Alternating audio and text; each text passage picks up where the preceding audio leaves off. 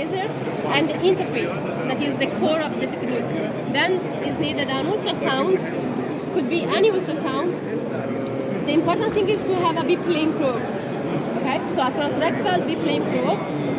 And the ultrasound is connected to the interface, so we have real-time imaging during the procedure. First thing, we scan the prostate to check for the dimension, for the volume, or for the morphology of the prostate. We have the two views, so we can adjust the position, so we are not touching the urethra, we are in a safe position.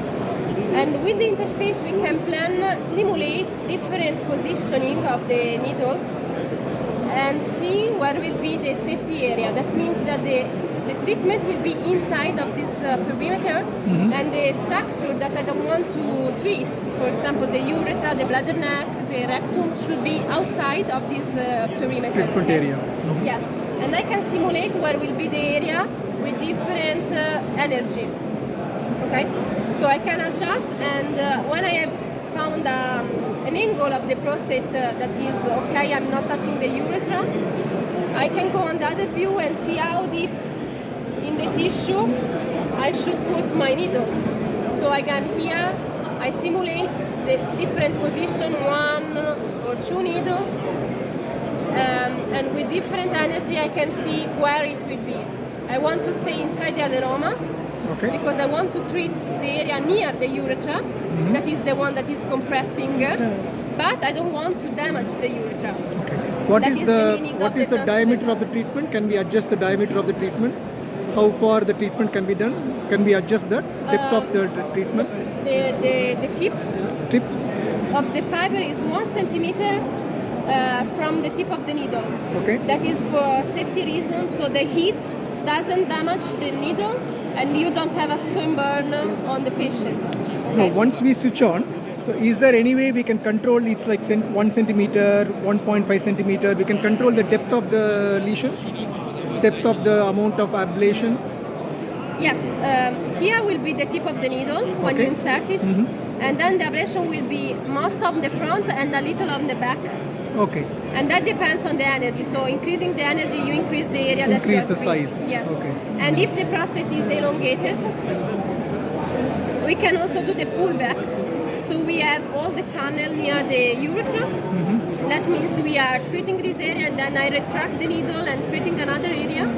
Pull back. Okay. So I increase my volume. If the prostate is very high, I can use 2 needles, for example.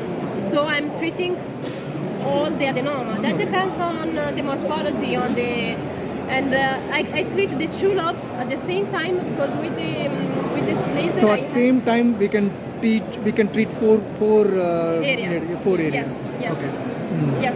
Each one is controlled individually, so you can adjust the power and the energy in each area. Okay. So once it is switched on, all 4 will work simultaneously? Yes. And there won't be any reduce in the potency or anything because it's working simultaneously? Yes. Yeah. No, working simultaneously amplify the treatment, because you are giving more energy, you are treating very well the tissue, because there is an amplification of the treatment. So it's very important, if the process is big, to use multiple applications.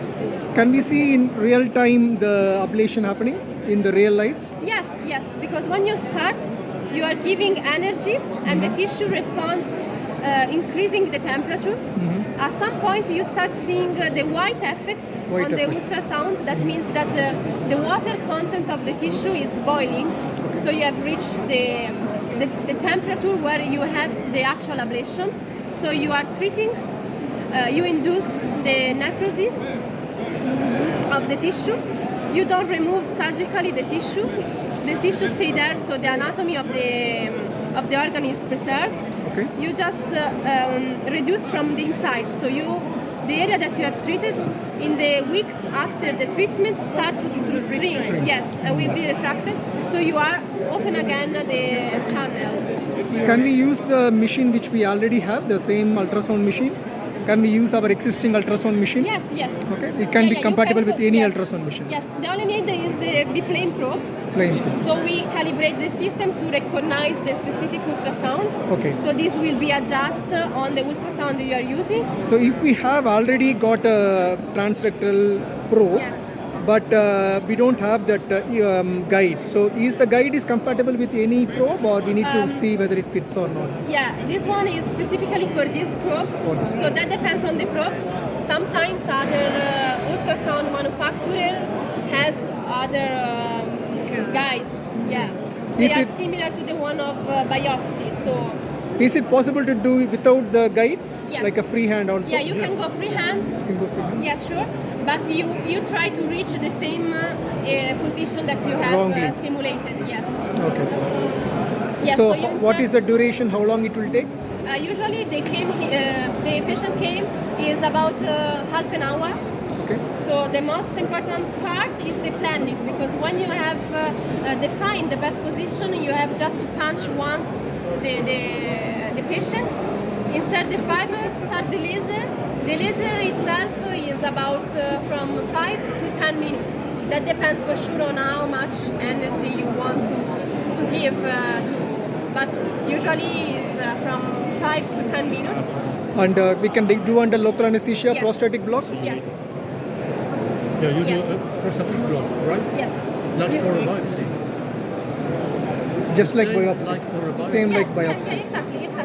It's even less invasive, because in biopsy you have to punch several times to sample different area of the prostate. In that case, you just need to insert the fiber once in one area, and you stay there until you have reached the dose that you want.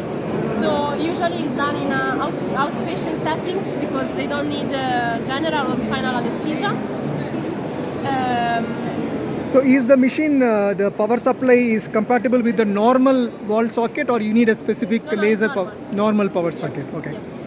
Yeah, we have different models depending on the country for sure, but And it's a diode laser, I think. it's a diode laser. Yes, 1064 nanometers. The wavelength is like the neodymium YAG, but it's by diode. But And the effect is the same. we need to have the safety Safety laser guard, yes. goggles. Yeah, we provide them with the machine for safety reason. Even if the laser itself is only inside the patient, but in case of rupture of Thank the you. need of the fiber and anything, it's better to have the safety goggles. Sorry. Yeah, please go ahead.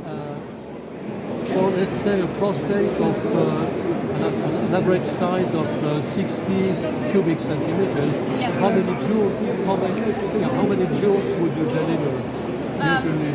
Usually it's one fiber per lobe, and we deliver 1,800 joules per lobe.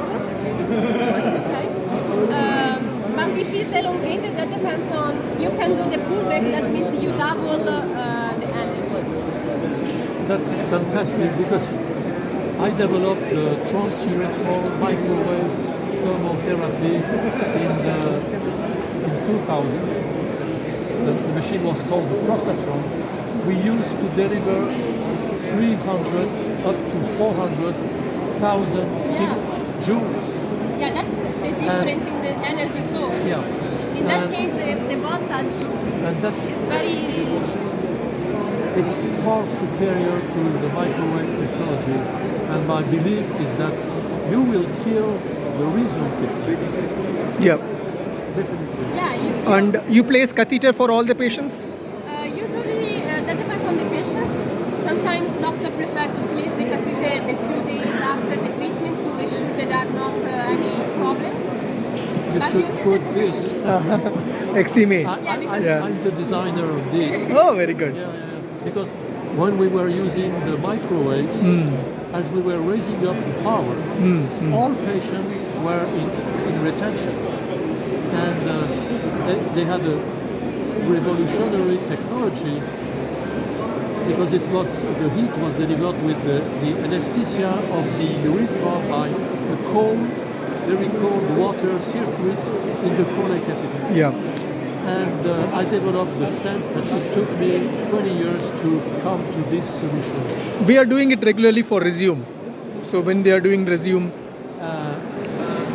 Some centers like it, some others don't. You need to wait one day the urine becomes clear, because as soon as there is one clot, it will obstruct the eyes of the stent in the bladder.